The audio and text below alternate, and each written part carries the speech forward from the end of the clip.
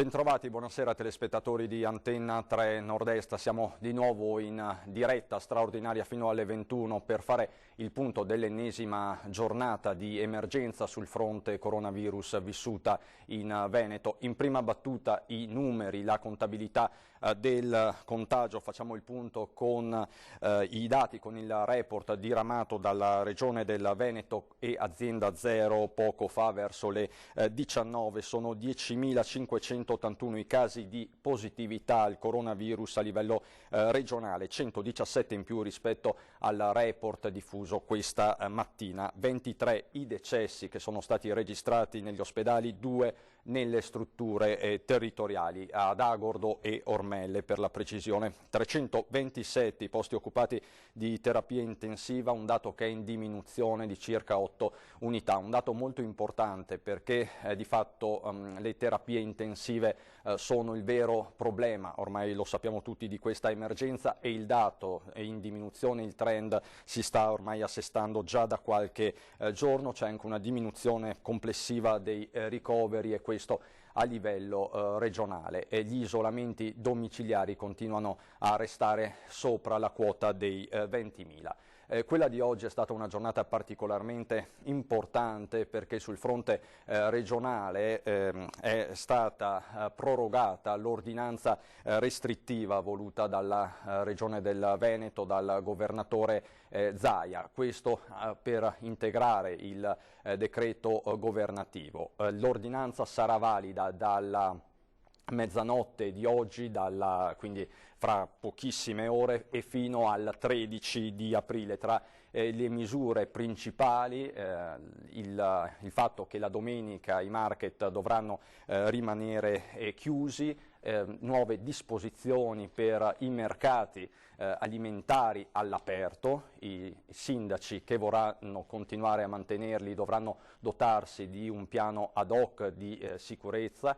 Tutti i venditori e i compratori dovranno dotarsi di mascherine, ma anche di guanti che dovranno essere messi a disposizione anche dagli stessi commercianti. Questo l'auspicio del presidente Zaia. C'è poi anche una disposizione specifica che riguarda i garden e i negozi di giardinaggio, che dovranno rimanere chiusi, potranno però fare delle consegne a domicilio. Resta il limite famigerato ormai dei 200 metri che dovranno però essere considerati e calcolati dalle forze dell'ordine in linea d'aria. I proventi delle multe saranno destinati al conto corrente della Regione del Veneto per l'emergenza sanitaria. Questa in sintesi l'ordinanza del presidente Zaia, che entrerà in vigore, lo ricordo, dalla mezzanotte di oggi. Lo stesso Zaia oggi, durante la conferenza stampa, il consueto punto stampa, l'unità di crisi di Marghera, ha ribadito come l'epicentro dell'emergenza continuino ad essere le case di riposo del territorio regionale. L'emergenza si è un po' spostata, a dirla tutta, dagli ospedali, dove comunque i dati restano elevati, alle case di riposo. Questo ormai da alcuni giorni, da alcune settimane. Vi abbiamo raccontato in questi giorni storie anche drammatiche, come i fatti che si sono registrati a Merlara, a Villa Bartolomea, nel Veronese, ma sono tanti i casi, POS dal Pago, il Fenzi a Conegliano, la casa di riposo di Casale sul Sile, per rimanere nel Trevigiano. Questa sera in particolare vi abbiamo raccontato la storia del centro GRIS di Mogliano, una delle principali strutture per anziani della Marca, circa 170 gli ospiti. Per fare il punto di questa situazione siamo in collegamento via Skype con il direttore del GRIS di Mogliano Veneto, Enrico Di Giorgi, che ringrazio. Buonasera direttore.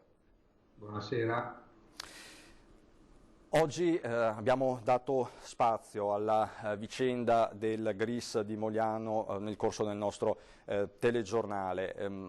Perché? Per due motivi. Primo, perché come tante case di riposo vi ritrovate a dover gestire un'emergenza importante, sia sul fronte degli ospiti che su quello del personale. Secondo, perché c'è tutto il tema dei tamponi. Oggi lo abbiamo raccontato, l'ULSS 2 Marca Trevigiana ha annunciato questo piano di test rapidi nelle case di riposo del territorio, 18 sono quelle attenzionate. Resta il fatto che però fino a poche ore fa, fino a questa mattina, nessuno dei vostri ospiti, né i vostri lavoratori né i suoi operatori sociosanitari sono stati sottoposti a tampone. È ancora così, direttore?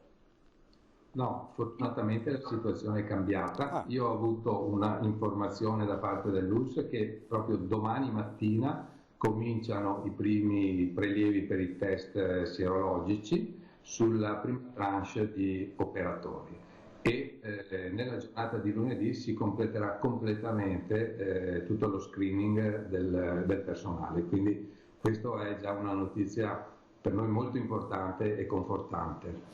Quindi ribadiamolo, direttore, nelle prossime ore, quindi già da domani, ma questo già lo dicevamo nel servizio perché avevamo sentito poi l'ULSS, cominceranno i tamponi, quindi la campagna di tamponi sia sul personale che sugli ospiti? No, domani comincia sul personale perché le indicazioni che noi abbiamo ricevuto dalla ULSS sono proprio queste, nel senso che prima vanno screenati tutti gli operatori per isolare eventuali casi positivi e poi attendiamo le disposizioni per quanto riguarda gli ospiti.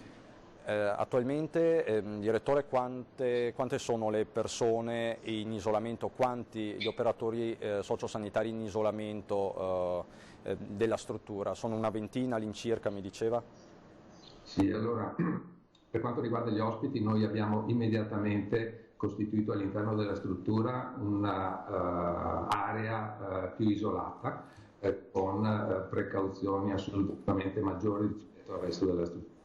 In quest'area abbiamo attualmente 27 ospiti, di cui una decina con ossigenoterapia. In quest'area mettiamo gli ospiti che a giudizio dei medici dell'istituto abbisognano di terapia più attenta e più intensa perché hanno della sintomatologia. In tutto il resto dell'istituto non c'è nessun tipo di problematica legata a sintomatologia né febbrile né di tipo respiratorio. Quindi questo per quanto riguarda gli ospiti. Per cui 27 ospiti isolati, assolutamente isolati, e 10 in ossigenoterapia. Per quanto riguarda invece gli operatori, abbiamo a casa una ventina tra operatori sociosanitari e infermieri, però non abbiamo la certezza che si tratti di patologia correlata al coronavirus, anche perché lei sa benissimo che a noi non arrivano le diagnosi, ci arrivano soltanto le indicazioni quando c'è una patologia accertata al coronavirus. In questo momento abbiamo 2 operatori per i quali abbiamo la patologia segnalata e gli altri 18 no, perché alcuni sono in isolamento cautelativo per problemi di famiglia, per contatti che hanno avuto con i familiari, eccetera. Certo, direttore. Rimanendo sul fronte del personale, in queste settimane lei, come tanti suoi colleghi in giro per il Veneto, ha dovuto far fronte anche a problematiche di turnover del personale, quindi per sostituire chi era in quarantena, chi aveva altro tipo di malattie. Come è stata gestita questa emergenza da parte del GRIS di Mogliano? La situazione è assolutamente difficile e pesante. Noi stiamo andando avanti proprio per l'impegno che tutti gli operatori ci stanno mettendo. Veramente io devo fare un ringraziamento a tutti gli operatori. Come l'abbiamo gestita? Intanto revocando tutte le ferie, revocando i vari permessi. Io ho anche rinnovato tutti i contratti a tempo determinato che avevamo in scadenza, quindi questo ci consentiva appunto di continuare a avere del personale.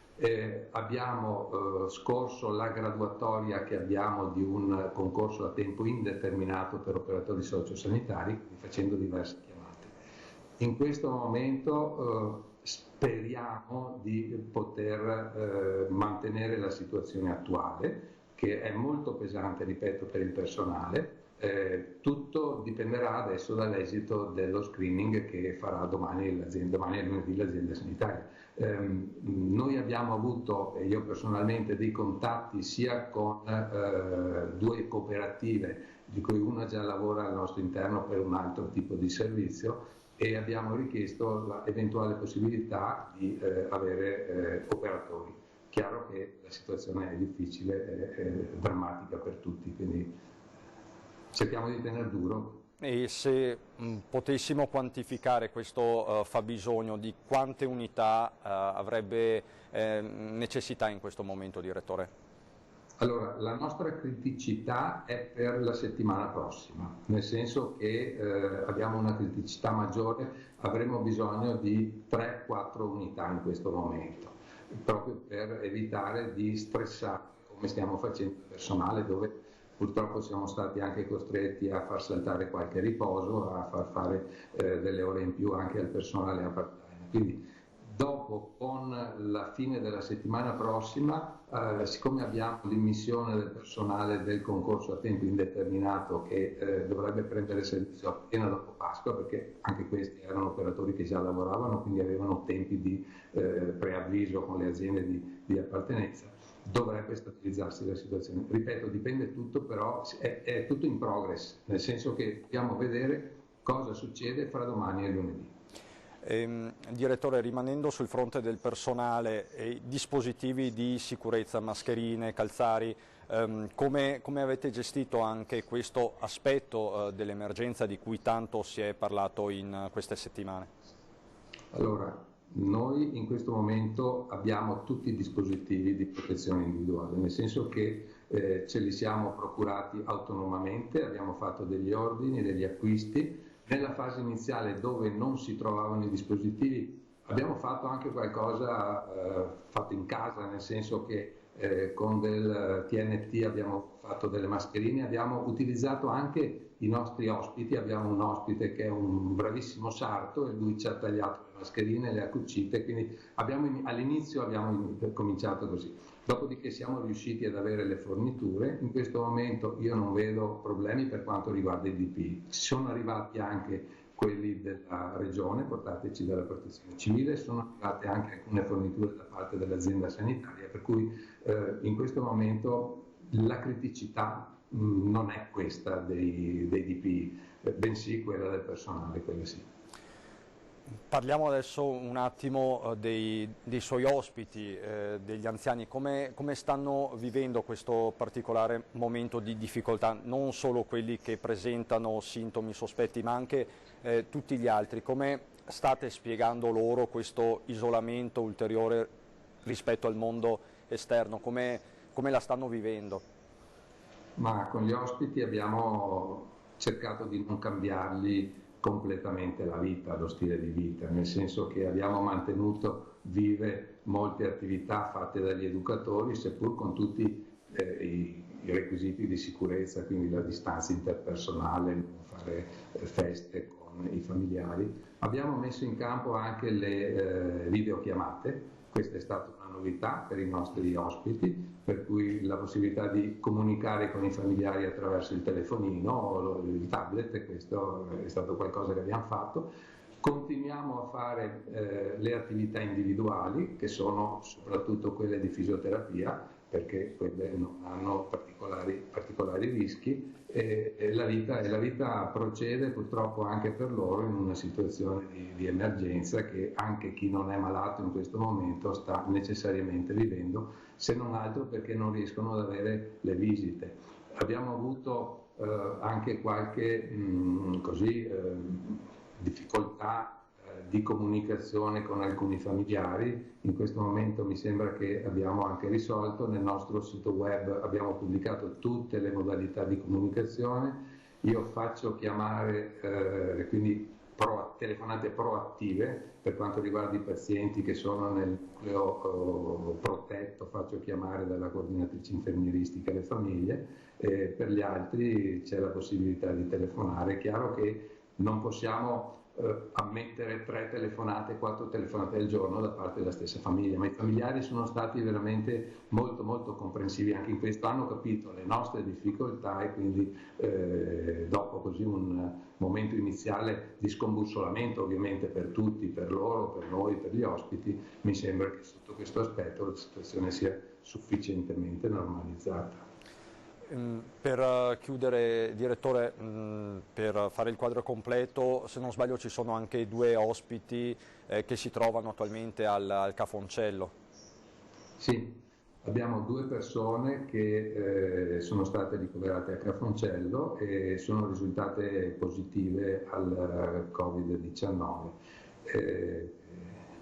Ci auguriamo che riescano a guarire quanto prima e quindi di riaverli, facciamo tanti auguri di riaverli tra di noi quanto prima. Assolutamente, penso sia l'auspicio, la speranza di tutti. Direttore, grazie mille, grazie davvero, buon lavoro. Buona serata, buon lavoro. Grazie a voi, buonasera. Grazie, arrivederci. Era il direttore del GRIS di Mogliano, Enrico Di Giorgi, che ci ha spiegato qual è la situazione in questa importante struttura sociosanitaria per anziani della Marca. In questi giorni vi abbiamo raccontato tante storie dalle case di cura, dalle strutture per anziani, storie difficili come quella che vi avevo accennato prima, quella di Merlara, ma c'è anche una situazione attenzionata, un territorio particolarmente attenzionato. Andiamo nel Padovano, nella zona di Campo San Piero. Sì, Campo San Piero mi ricorda il direttore generale, appunto dicevo prima, c'è un focolaio, c'è stato un cluster più che un focolaio all'interno di un reparto di geriatria, probabilmente portato alcuni tempo fa, e nonostante ci sia un blocco, più che un blocco, una restrizione massimale delle visite all'interno del reparto, e probabilmente da fuori ci sono diventati positivi 6 pazienti e 11 dipendenti. Ovviamente l'intervento è stato immediato della direzione medica, che ha diviso i pazienti positivi, ha lasciato a casa i dipendenti e ha messo in assoluta tranquillità assistenziale il resto del gruppo. Cluster in geriatria a Campo San Piero, non un focolaio e soprattutto già sotto controllo. Nonostante i limiti imposti alle visite, però, 6 pazienti e 11 dipendenti sono risultati positivi al virus. Sempre in Alta Padovana, dalla sede della ULSS Euganea, sottolineano che in una RSA siano emerse delle criticità, anche in questo caso già circoscritte. Abbiamo una criticità su una struttura un po' più grande nell'Alta Padovana, che però è sotto controllo, sotto monitoraggio anche lì, perché ci sono stati appunto dei casi, non è una comunità alloggio, è una RSA, quindi comunque un po' più ampia, ma anche lì ci stiamo comportando di fatto appunto come se fosse di fatto una casa di riposo, e quindi ci si è attivati per avere la massima copertura e garanzia in termini di compartimentazione, di uso dei dispositivi di protezione propri appunto anche delle case di riposo. Questo quindi sul territorio dell'ULSS 6 nella zona di Campo San Piero. Adesso per noi c'è un po' di pubblicità, dopo.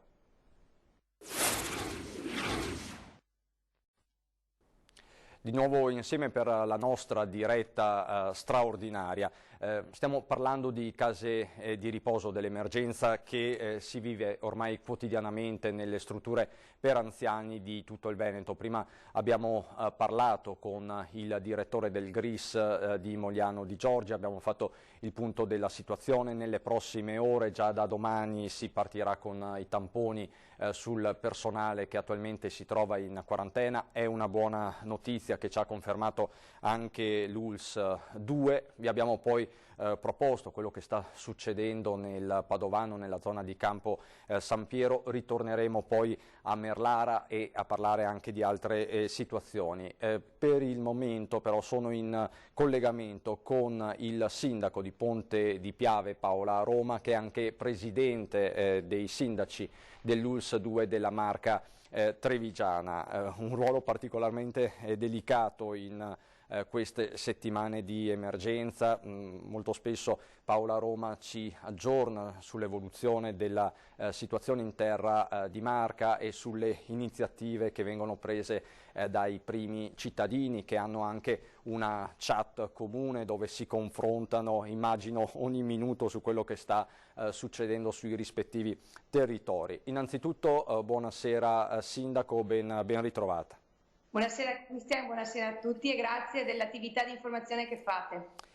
Sindaco, cominciamo proprio dalle case di riposo della Marca Trevigiano. Oggi l'ULSS 2 ha avviato questa vera e propria task force con la somministrazione poi di tamponi rapidi, soprattutto sul personale. Ecco, com'è la situazione nelle case di riposo? Come la state vivendo voi da primi cittadini, da sindaci?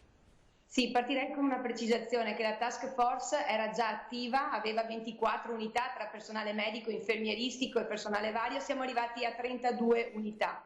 Chiaramente ieri è stato approvato la linea guida per l'uso del kit rapido e l'obiettivo appunto dell'attivazione del paziente che rimanga in casa di riposo senza un ricovero in ospedale. Ed è partita quindi una fase molto importante che è quella di concertazione in un tavolo che riguarda il piano di sanità pubblica, dove ci ha visti assieme non solo le presidenti dei comitati dei sindaci, ma insieme anche la parte sindacale, i direttori delle case di riposo e l'azienda sanitaria, in un tavolo molto propositivo che dovrà poi anche gestire la post-emergenza. E di questo veramente, prima lo citavi, i sindaci sono veramente H24 in contatto, ma in contatto non solo tra di noi insieme, ma anche con l'azienda sanitaria per gestire questa situazione importante. E su questo direi anche di dare importanza al bando che l'azienda sanitaria ha emesso rispetto alla manifestazione di interesse per elenchi di persone che scade il 10 di aprile per infermieri e operatori sociosanitari. Ecco Sindaco, ce lo spieghi per bene, quindi sì, magari anche la gente che è a casa interessata può seguirla. Prego. È stato emesso questo bando che trovate non solo nel sito dell'azienda sanitaria, ma anche noi comuni l'abbiamo condiviso, con scadenza il 10 aprile, una procedura speciale di acquisizione di manifestazioni di interesse per personale con qualifica di infermiere e operatore sociosanitario, scadenza il 10 aprile. Questa è una cosa molto importante sulla quale l'azienda sanitaria ha dato divulgazione, ma lo stiamo facendo anche noi sindaci. Poi un'altra cosa chiaramente importante è che questo piano di sanità pubblica, che coinvolgerà appunto come primo il direttore generale ma il direttore dei servizi sociali, è una cosa che andrà concertata chiaramente ed è un punto di forza, perché permetterà di metterci tutti quanti insieme per cercare di superare le criticità. E già dai primi tavoli di confronto c'è questa disponibilità da parte sia delle forze sindacali ma anche dalla parte di tutto il resto del personale che fa parte del tavolo. Non dimentichiamo però che oltre a questa parte i comuni sono impegnati tutti quanti anche nella parte del sociale,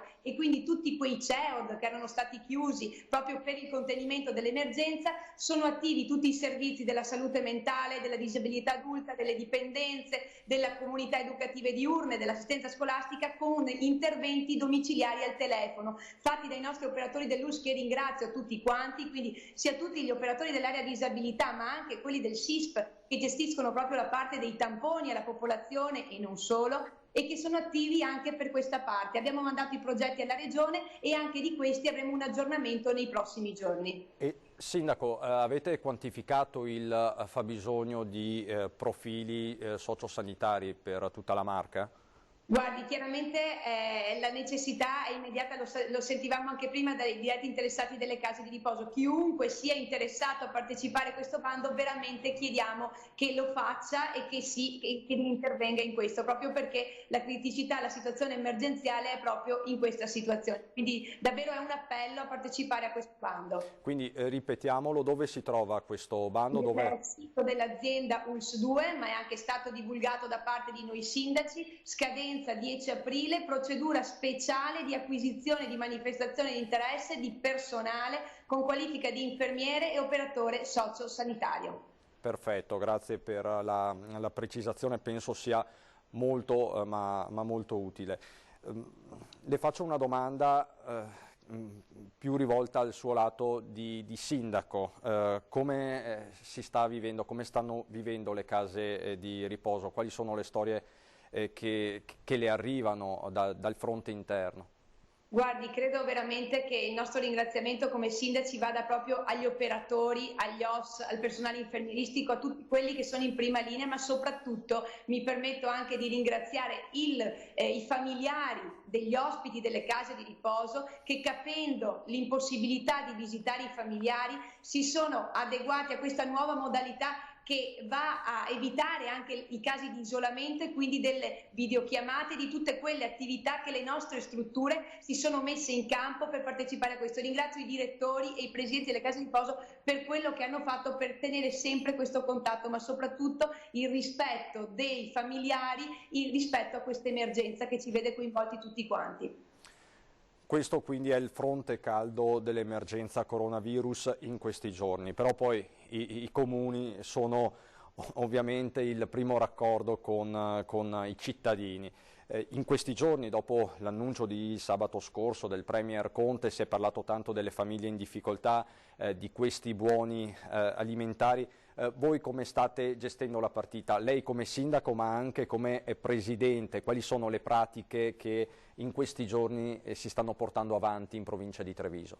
Guardi, il messaggio importante è che tutti quanti noi sindaci stiamo facendo squadra, l'abbiamo iniziata a fare dall'inizio di questa emergenza e anche in questo caso, quindi ci siamo individuati dei criteri omogenei sulle quali lavorare tutti quanti insieme, cercando di non dimenticare anche le casistiche delle persone di cui ci troviamo, quindi nuclei monogeni con situazioni appunto di privazione di reddito, monogenitoriali, situazioni anche di casi di persone separate, quindi con situazioni un po' particolari, ma soprattutto anche due punti a cui abbiamo dato importanza: la presenza di mutui e anche della richiesta di sospensione del pagamento del mutuo, ma anche gli affitti, perché al di là dell'emergenza alimentare, per noi comuni diventa importante anche questo tipo di intervento, che dobbiamo cercare di garantire anche situazioni di perdite del lavoro e quindi anche di isolamento sociale della popolazione.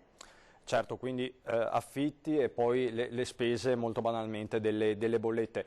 In questo caso ci vorrà probabilmente un nuovo provvedimento da parte del governo oppure dove si può andare a incidere?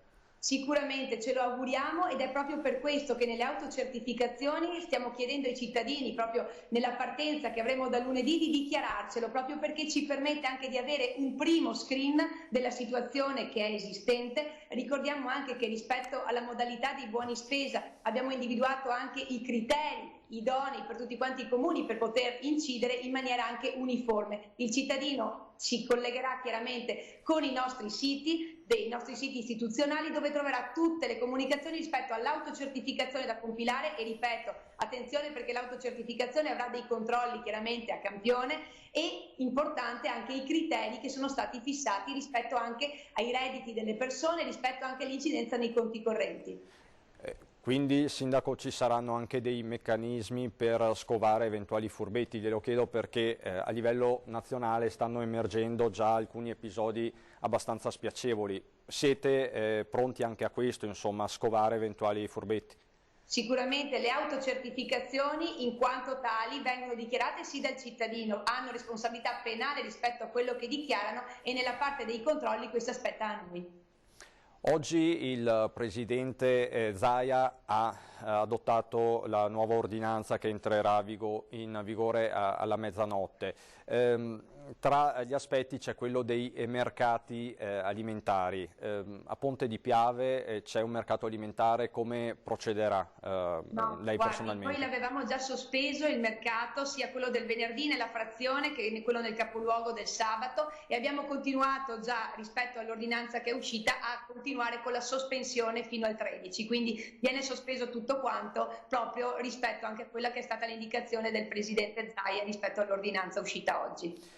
I dati che arrivano dal Trevigiano in particolare sono abbastanza rassicuranti. Oggi ci sono stati 8 nuovi casi di contagio. È tra le province che sono cresciute meno quella di Treviso.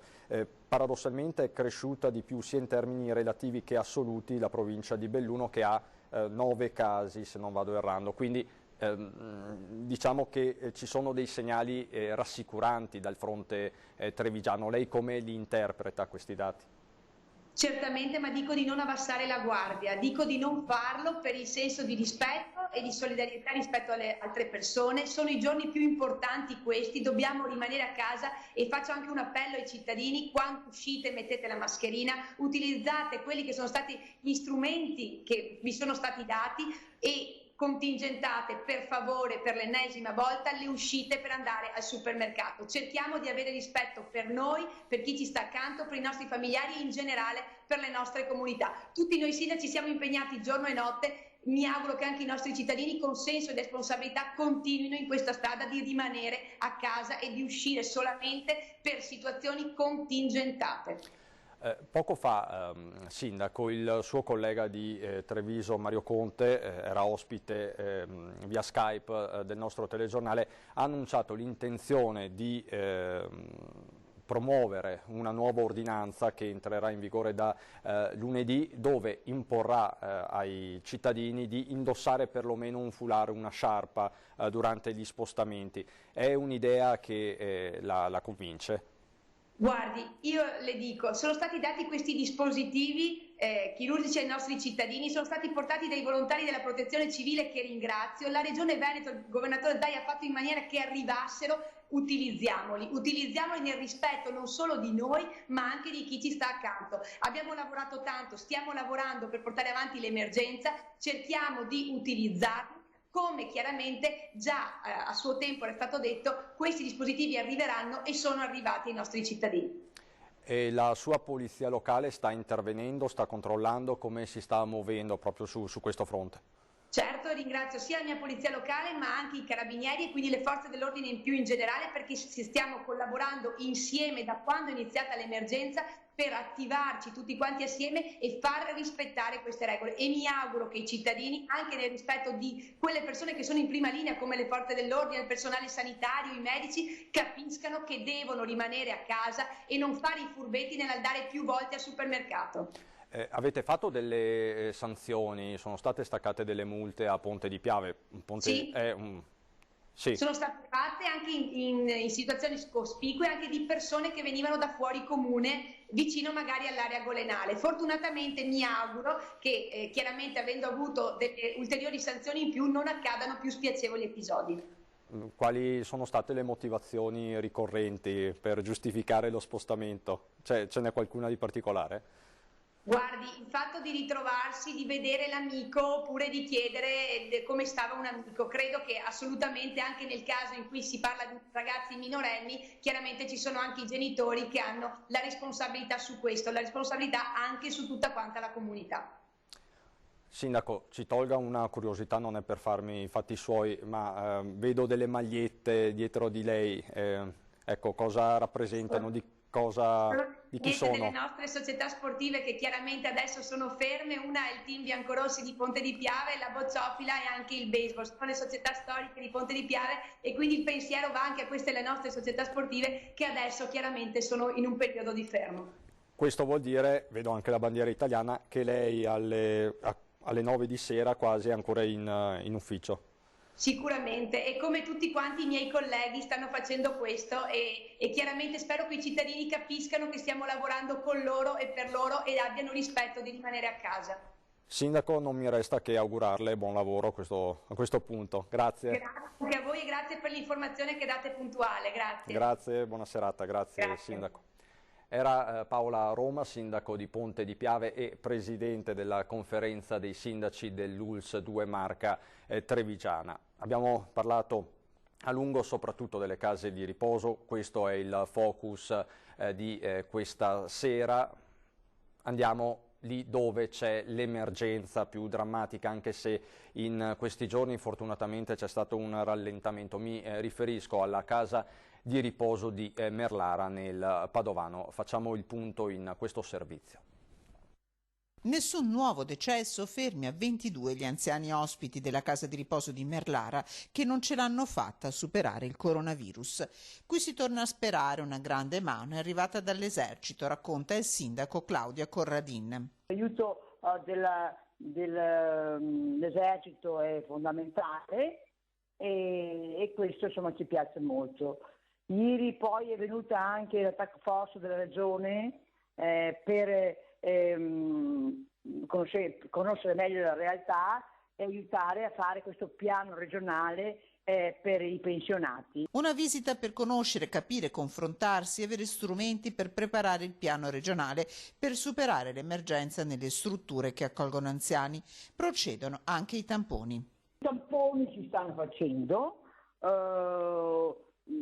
molte persone vanno a Este, a Parli, quindi presso una struttura ospedaliera più vicina, ma continuano a farli anche all'interno della struttura. In attesa del tampone anche il sindaco Corradin, che ha contratto il virus ed è in isolamento. Nessun problema per ora con i dispositivi per gli operatori. Abbiamo avuto una grandissima emergenza subito, però adesso un po' sono stati acquistati dal pensionato e molti ci vengono offerti da persone generose. Per il momento, per quanto riguarda i presidi, andiamo abbastanza bene. Questo sul fronte socio-sanitario delle case di riposo. C'è poi l'emergenza economica, ci sono i tanti volti e le tante storie di una crisi probabilmente senza precedenti. Con il prossimo servizio andiamo al Lido di Venezia.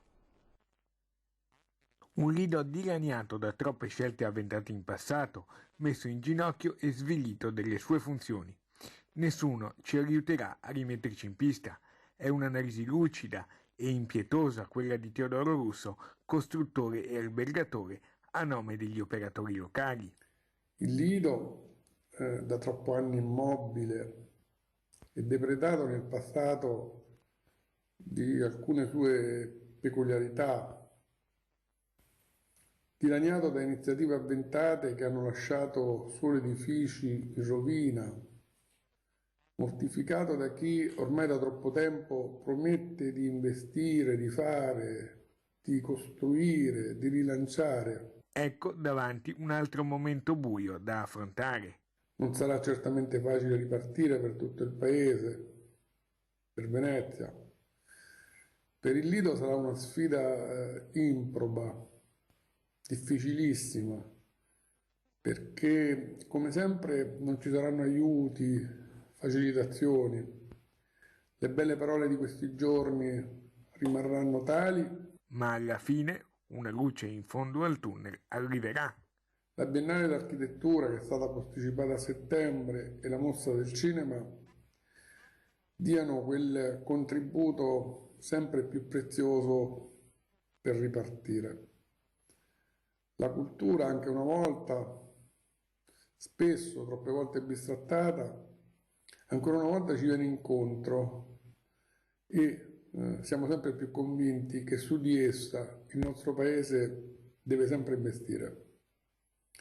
Sarà durissimo ricominciare, ma lo faremo perché non possiamo far morire, dopo la nostra gente, anche le nostre attività. Questa quindi la crisi vista da Venezia, dal Lido. In ultima battuta vi ricordo l'ordinanza regionale che entrerà in vigore alla mezzanotte di oggi, che è stata spiegata oggi dal Presidente Zaia, che riascolteremo a partire dalle 9 dopo la pubblicità, quando sarà finita la nostra edizione straordinaria. Vi ricordo i punti salienti. Il primo concerne i mercati all'aperto, i mercati alimentari all'aperto che si potranno tenere solo se il sindaco del territorio adotterà un piano di sicurezza, quindi la perimetrazione del mercato, le distanze di sicurezza e quant'altro possa servire per garantire la massima sicurezza dell'area di mercato. È vietata poi l'attività di vendita di prodotti florovivaistici, garden e simili, salva l'attività di consegna. Anche questo è un punto che ha spiegato il governatore Zaia.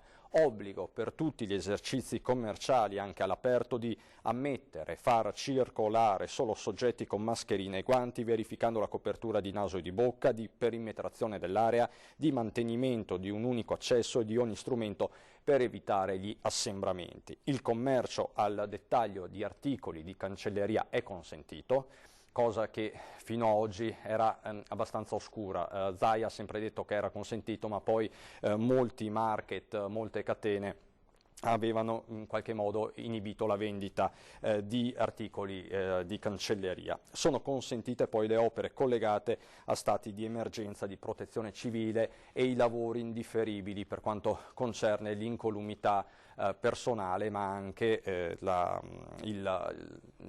la sicurezza, il preservamento del patrimonio arboreo, con particolare riferimento ai camping e alle strutture ricettive che si stanno preparando per la stagione turistica o per quello che resterà della stagione turistica. Altro aspetto importante dell'ordinanza di Zaia è che i proventi delle multe saranno destinate al conto corrente regionale. Conto corrente regionale che vi ricordiamo in ultima battuta, e questo lo vedete, lo trasmettiamo sempre. Combattiamo il coronavirus con la solidarietà, doniamo a favore della sanità veneta e delle sue strutture, in particolare le terapie intensive. Vedete l'IBAN, vedete la causale sostegno emergenza coronavirus intestato a Regione del Veneto. È tutto, anche per oggi chiudiamo qui la nostra edizione straordinaria. Vi ricordo Zaia dopo la pubblicità, la conferenza stampa di oggi. È tutto, grazie per l'attenzione, buona serata.